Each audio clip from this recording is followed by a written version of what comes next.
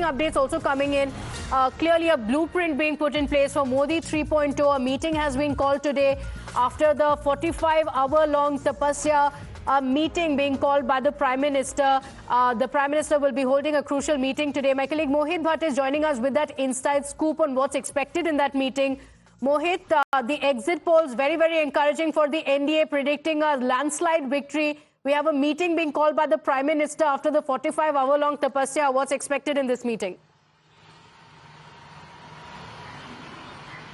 Well, you see, the Prime Minister did not wait for the exit poll to chalk out the plan for the country for next 100 days. Earlier also we have seen before leaving for the campaign, what the sources say, Prime Minister have told all the bureaucrats and all the ministers that a 100-day plan for the after the government comes to power should be prepared. Now, the Prime Minister Narendra Modi today at the PMO will be taking a meeting. The top bureaucrats are expected to be present in this particular meeting. Now, in this particular meeting, the 100-day plan, action plan of the government will be discussed upon, that what exactly would be the big and major steps and decisions that will be taken by the government in next 100 days. And the Prime Minister, before leaving for the campaign, as I was informing you earlier, asked all the bureaucrats to have a plan in place and use this time of the campaigning to chalk out a plan, a strategy for the country, that these are the big decisions that needs to be taken. And to review all that, Prime Minister Narendra Modi today will be taking a review meeting in the PMO where the plan would be discussed for next 100 days. Now, before that, Pratibha, also there are various meetings lined up.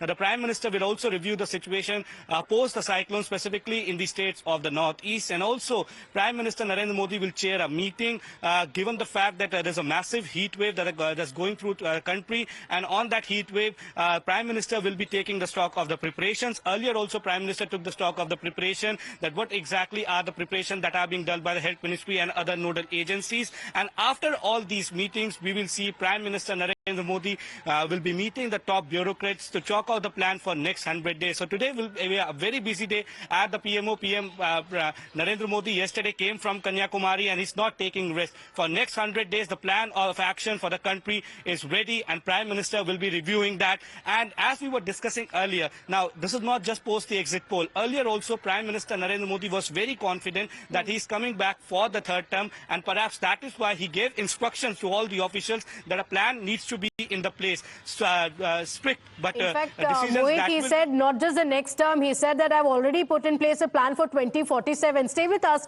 Tushar Gupta, the Prime Minister calling for a meeting today. He's just back from the 45-hour Tapasya as well. Is this the reason why the opposition always finds itself in the back foot? We have a Prime Minister who is, working non-stop, or at least the BJP election machinery that it's known for, that it's never resting. It's, through the day there are separate meetings and the Prime Minister is addressing different sections of the people, whether the BJP comes to power or not. The moment they come back to power, they're again in the election mode. Look, compare Narendra Modi and Rahul Gandhi as two respective campaigners for their respective parties. The Prime Minister spoke to, I think, over 8500 outlets for an interview, including Times Now. Yes. What was Rahul Gandhi doing all this while? X-ray karwana hai, census karwana hai, jati janganna. It takes a special kind of stubborn to go back to the same formula that failed you just 3 months ago in Madhya Pradesh, Chhattisgarh and Rajasthan. Rahul Gandhi did exactly that. Their manifesto did exactly that. On the other hand, you had the Prime Minister who was speaking about development, who was speaking about 2047, aspirations of the younger voters, infrastructure, digital public infrastructure. Look, this is the India of 2024. We don't like to talk about things that are regressive, that are anti-development, that demean the entrepreneurs or the wealth creators of this country. I remember reading a page of the Congress manifesto and it said, we are going to prioritize industries that create jobs in high volumes. Are we talking about creating sweatshops in India in 2024?